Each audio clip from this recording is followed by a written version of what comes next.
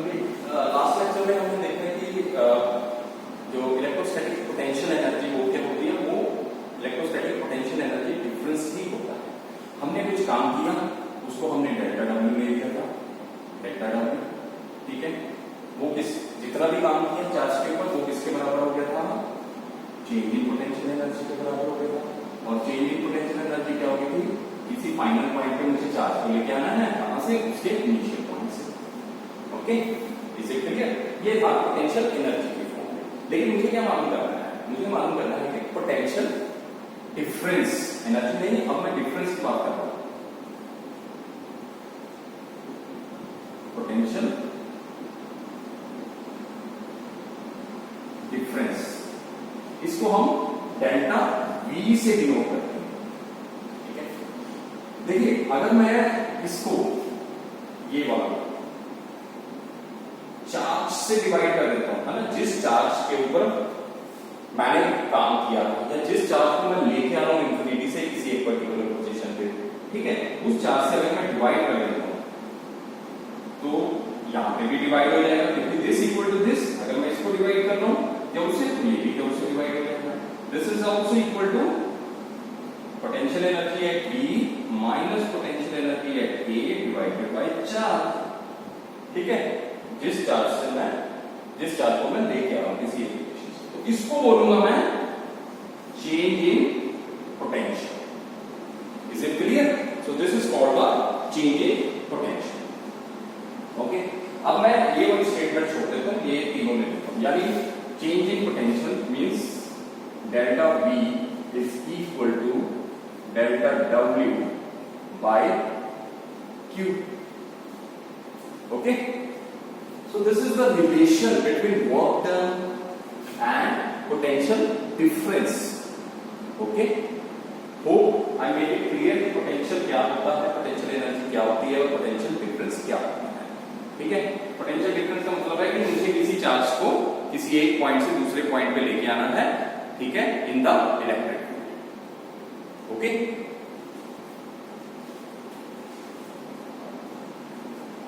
Okay, अगर मैं इसका यूनिट देखूं तो वर्क डन होता है, उसका यूनिट होता है जूल, और चार्ज उसका यूनिट होता है कूलम। ओके, तो जूल पर कूलम और coulomb inverse, this is the unit of the potential difference. Okay, और हम इसको वोल्ट में बोल देते हैं, 1 volt is equal to V, यानी 1 वोल्ट, 1 कूलम ले लो, 1 जूल वर्क डन किया 1 कूलम चार्ज को मूव करने के लिए, ठीक है। अगर मुझे 1 कूलम चार्ज है उसको मूव करना है किसी एक पॉइंट से दूसरे पॉइंट तक, और मुझे काम कितना करना पड़ रहा है, 1 जूल ऑफ वर्क डन, तब वो मेरे पास किसके बराबर हो जाएगा, 1 वोल्ट के बराबर हो जाएगा। ओके,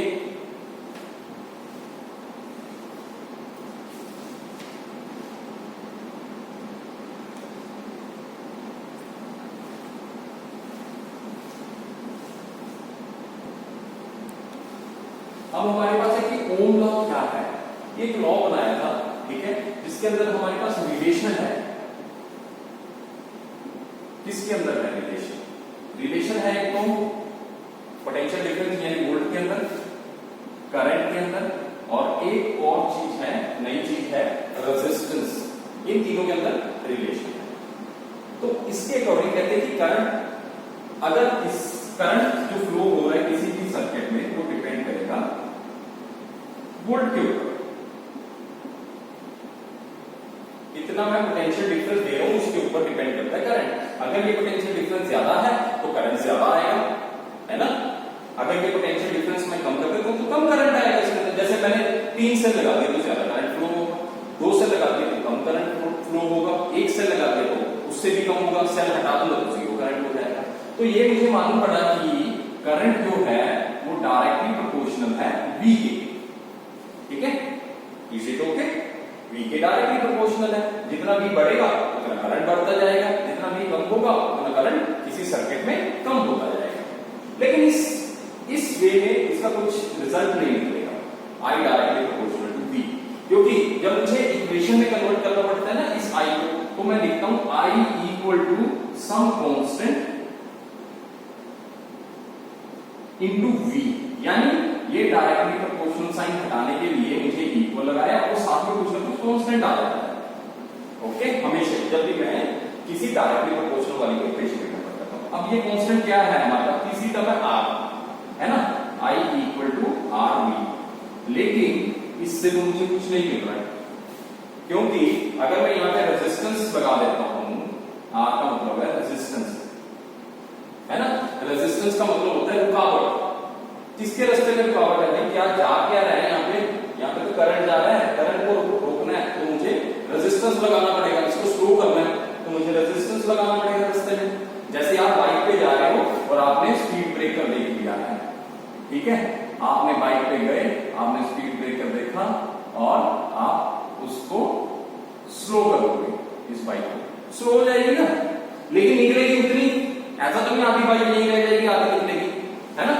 तो सड़क जैसे ही स्पीड ब्रेकर हटा तो आप ऐसा पूरी की पूरी बाइक लेके निकल जाओगे। वैसे ही इसके अंदर है, करंट यहां से जब जाता है, यहां पे जाते हुए टेढ़ा मेढ़ा रास्ता आ गया ना, तो उसको थोड़ी प्रॉब्लम हो जाती है मूव करने में, है ना। ये अगर सीधा हो तो बड़ी जल्दी मूव करता है, तो टेढ़ा मेढ़ा रास्ता आ गया तो इसलिए प्रॉब्लम आ गई है, तो ये स्लो मूव करना शुरू किया। लेकिन यहाँ पे निकलेगा ही, ये कहीं यहाँ पे इकट्ठा नहीं होगा, ऐसा नहीं यहाँ पे कोई सिंक है या कोई पॉकेट रखी है जिसके अंदर करंट जाता रहेगा, ठीक है, क्लियर है। तो यहाँ पे करंट का तो डायरेक्ट रिलेशन हो गया भाई इससे, है ना, कि रेजिस्टेंस जितना ज्यादा करंट उतना ही ज्यादा। तो ये चीज तो मेरी गलत हो गई है, मुझे तो चाहिए रेजिस्टेंस जितना ज्यादा करंट उतना ही कम, तो मैं इसको उल्टा देता हूं, ठीक है। तो मैंने क्या किया, अब मैंने लिख दिया V directly proportional to I, ठीक है, और V इक्वल टू I, ये डायरेक्टली प्रोपोर्शनल हटाया तो यहां लिख दिया R। V क्या है, वोल्ट है, I क्या है, करंट है, R क्या है, रेजिस्टेंस है, तो V इक्वल टू I है। यही तो हमारा फॉर्मूला है। अगर मैं इसको ग्राफिकली देखता हूं,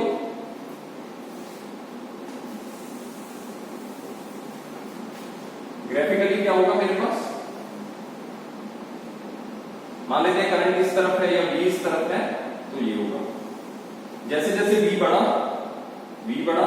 करंट भी उतना बढ़ गया, फिर V बढ़ा, फिर करंट उतने बढ़ा, तो ये मेरे पास V directly proportional to I की, ठीक है।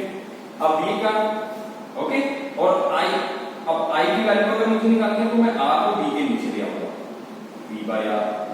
तब अब R और V, I और R में क्या रिलेशन हो गया, इनवर्स रिलेशन। जितना ज्यादा R होगा, रेजिस्टेंस होगा, रुकावट होगी, उतना कम हो जाएगा करंट उसमें, है ना, कम पास होगा, स्लो जाएगा। जितना कम होगा उतना जल्दी से निकल जाएगा, ज्यादा करंट निकल जाएगा। हो क्लियर है, ये छोटा सा लॉ है, ठीक है। अब हम बात करेंगे कि रेजिस्टेंस क्या होता है, ये थोड़ा इंपॉर्टेंट है टॉपिक, इसके न्यूमेरिकल्स भी होते हैं, न्यूमेरिकल हम सबके करेंगे, लेकिन पहले इसको देख लेते हैं। नेक्स्ट टॉपिक है कि रेजिस्टेंस क्या है, वो मैंने आपको बता दिया। रेजिस्टेंस, इसको हम आर ऐसे लिख देते हैं, कहीं पे आर लिखा होगा ना रेजिस्टेंस, और इसका सिंबल क्या होगा, वो एक जिगजैग लाइन होगी ऐसे,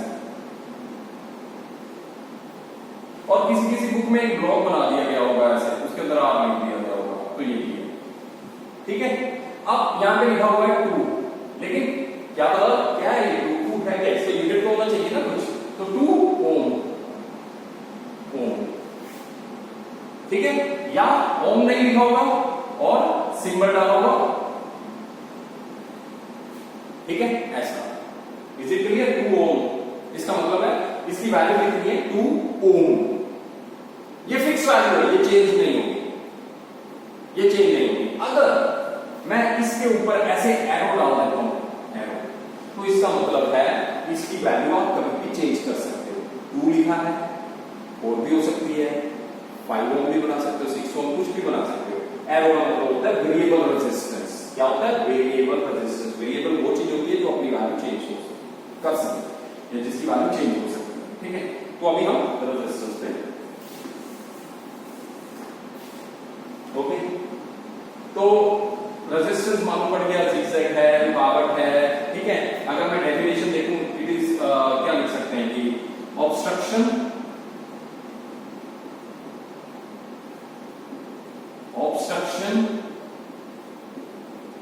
in the path of current.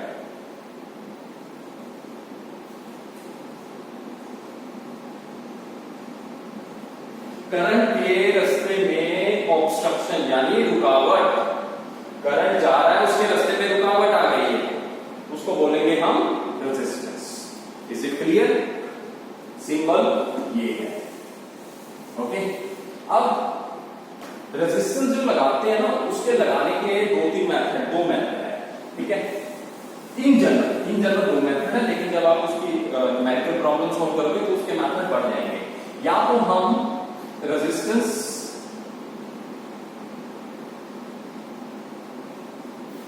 In series, ठीक है, या तो हम रेजिस्टेंस को सीरीज में लगाते हैं। जैसे ठीक है, बचपन में हम गेम खेलते थे हाथ पकड़ के, है ना, एक ने दूसरे का हाथ पकड़ा, दूसरे ने तीसरा, ये सीरीज में हो गए हैं बिल्कुल, ठीक है, यानी दोनों एंड पे रेजिस्टेंस के दोनों एंड पे पाया है, ठीक है। दूसरा है रेजिस्टेंस इन पैरेलल, यानी रेजिस्टेंस को हम पैरेलल में लगाते हैं, ठीक है। सर्किट में ये लगेगा सर्किट में, तो सबसे पहले हम देखेंगे रेजिस्टेंस इन सीरीज, इसका मतलब क्या है, ठीक है। तो मेरे पास मान लेते हैं कि एक रेजिस्टेंस ये है,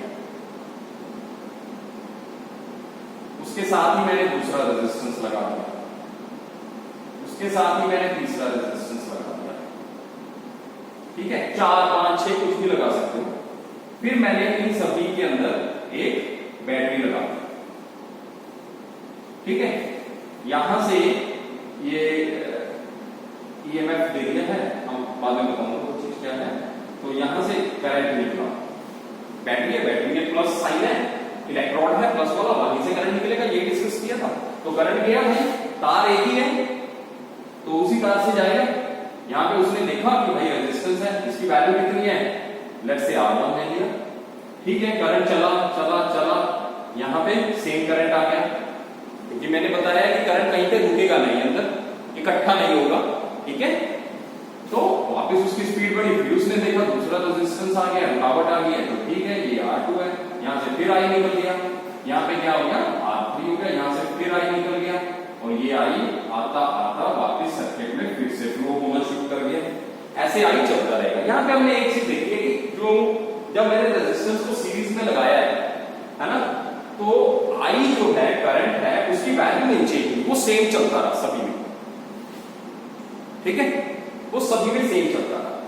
लेकिन इसके अंदर दूसरी चीज अलग होगी। अब ओम लॉ के अकॉर्डिंग हमारे पास क्या था, एक V था, ठीक है, V = IR, ये तीन चीजें थी।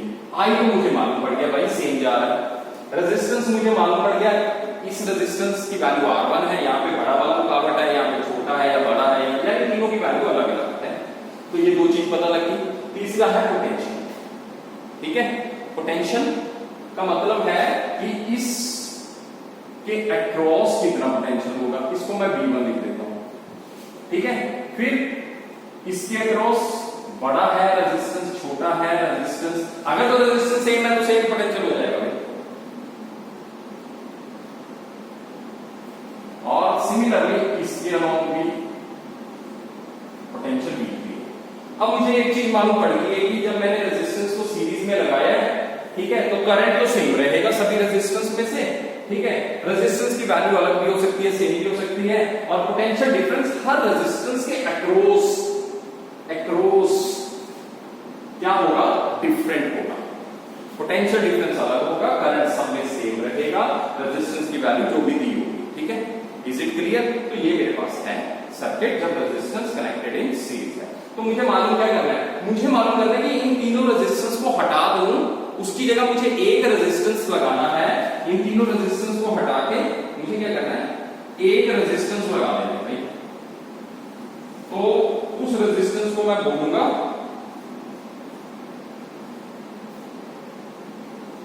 इक्विवेलेंट रेजिस्टेंस, ठीक है, इक्विवेलेंट रेजिस्टेंस, इसकी वैल्यू पता करनी है इन तीनों को घटा के। अब जब रेजिस्टेंस सीरीज में होते हैं उसका बड़ा सिंपल सा फंडा है कि मैं तीनों रेजिस्टेंस को क्या कर देता हूं, ऐड कर देता हूं, यानी R1 + R2 + R3। यानी इक्विवेलेंट रेजिस्टेंस की वैल्यू क्या होगी, R1 plus R2 plus R3। अब ये आया कहां से, हम थोड़ी सी उसकी डायरेक्शन देख लेते हैं। हमें लगाना ओम लॉ है, हर रेजिस्टेंस के अक्रॉस ओम लॉ लगा दो, ठीक है। तो V equal to I R, V पहले रेजिस्टेंस के क्रॉस क्या है, पोटेंशियल डिफरेंस V1 है, I है, रेजिस्टेंस R1 है। दूसरे के क्रॉस V2 है, I है, R2 है रेजिस्टेंस। तीसरे के क्रॉस V3 है, I है और R3 है, ठीक है। अब मुझे सीरीज में सबके क्रॉस डिफरेंट वोल्टेज हो रही है, लेकिन जब मैं डिफरेंट वोल्टेज को ऐड करूंगा ना, तो वो मेरे पास नेट वोल्टेज जो यहां पे है उसके बराबर होगी V। यहां पे मेरे पास नेट वोल्टेज V है तो उसके बराबर होगी। तो V equal to V1 plus V2 plus equal to plus V3। तो ठीक है, मैं इसकी वैल्यू पुट कर देता हूं। V1 किसके बराबर है, IR1, और V2 किसके बराबर है, प्लस IR2, प्लस V3 किसके बराबर है, IR3। तीनों में I सेम है तो मैंने कॉमन ले लिया, R1 R2 R3 और V की वैल्यू जनरल क्या होगी, मान लेते हैं कि I करंट पास हो रहा है, टोटल R बन गया है इक्विवेलेंट।